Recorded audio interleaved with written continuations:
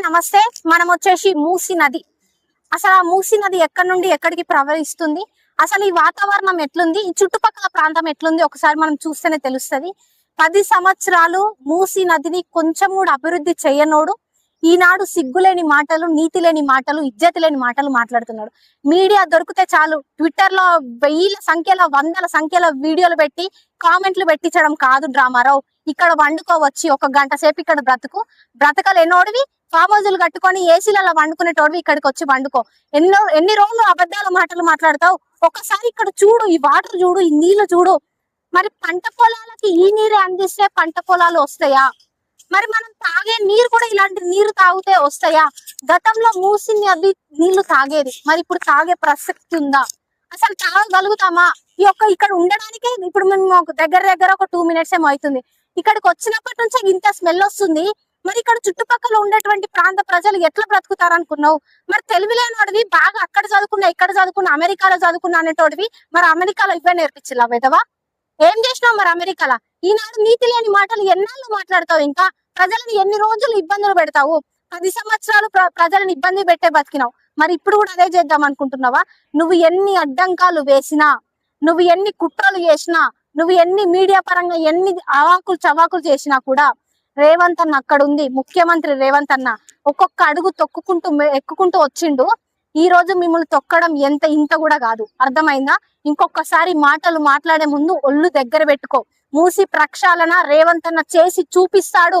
మీరు ఎన్ని అడ్డంకులు వేసినా, మీరు ఎన్ని కుట్రలు చేసినా కూడా రేవంత్ అన్న మూసీ నది డెవలప్మెంట్ చేసి మనకి చూపిస్తాడు. ఎలా అయితే ఇక్కడ చుట్టుపక్కల ఉన్నటువంటి చెరువులని కబ్జాకి గురైనవన్నిటిని ఎలా అయితే కాపాడుతున్నాడో మూసీ నదిని కూడా అలానే కాపాడి రానున్న రోజుల్లో రానున్న తరాలకి కూడా ఒక మంచి నీటిని అందిస్తాడు. అది మనం చూస్తూనే ఉన్నాము. ఇక్కడ కొన్ని గొర్రెలు కూడా మేస్తున్నాయి. మరి ఆ గొర్రెలని తింటే మనకి రోగాలు రావా?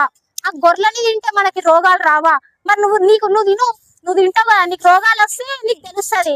ఏమన్నా అంటే సాయంత్రం పూట ఇంత వేసినామా పన్నామా అంతే, అంతకు మించి నీకేం లేదు. మరి చిన్న పిల్లలకి రోగాలు వస్తే కొన్ని వేలు అవుతున్నాయి హాస్పిటల్లో పోతే, నువ్వు తెచ్చి పెడతావా రవేదవా? నీతి లేని మాటలు, సిగ్గులేని మాటలు ఇంకొకసారి మాట్లాడే ముందు ఒళ్ళు నోరు అన్ని దగ్గర పెట్టుకో. రేవంత్ రెడ్డి గారు చేస్తున్నారు. ఎక్కడ రేవంత్ రెడ్డి గారికి మంచి పేరు వస్తుందో, 10 సంవత్సరాలు నేను బొడవకపోతేని, నేను చేయకపోతేనేమి ఇవే తప్ప మరి నీకు చెయ్యాలనే ఆలోచన, ప్రజలకి మేలు చేయాలనే ఆలోచన ఏనాడు రాకపాయే. రేవంత్ అన్న అధికారం అనేది శాశ్వతం కాదు. అధికారం అనేది ఎవరో ఒకరు వస్తూనే ఉంటారు. ఈ రోజు కాకపోయినా ప్రభుత్వాలు అనేది మారుతూనే ఉంటాయి, వస్తూనే ఉంటాయి. కానీ ప్రజలకి ఒక మంచి పని చేసి భవిష్యత్తు తరాలకు ఒక మంచి నగరాన్ని, ఒక మంచి వాతావరణాన్ని ఇవ్వడమే రేవంత్ అన్న ఒక లక్ష్యం. రేవంత్ అన్న తన ఇంట్లోకి తీసుకుపోవడానికి ఏం చేస్తలేడు. మన హైదరాబాద్ నగరానికి, ఇక్కడ చుట్టుపక్కల ఉన్నటువంటి పంట పొలాలకి, నల్గొండ కానివ్వండి, ఇక్కడ వీళ్ళందరికీ ఒక మంచి నీటిని అందించాలి, మంచి వాతావరణాన్ని అందించాలి, పంట పొలాలు మంచిగా రావాలి అనేసి రేవంత్ అన్న చేస్తున్నాడు తప్ప ఇంకా ఆయన సొంతం కోసం అయితే చెయ్యట్లేదు.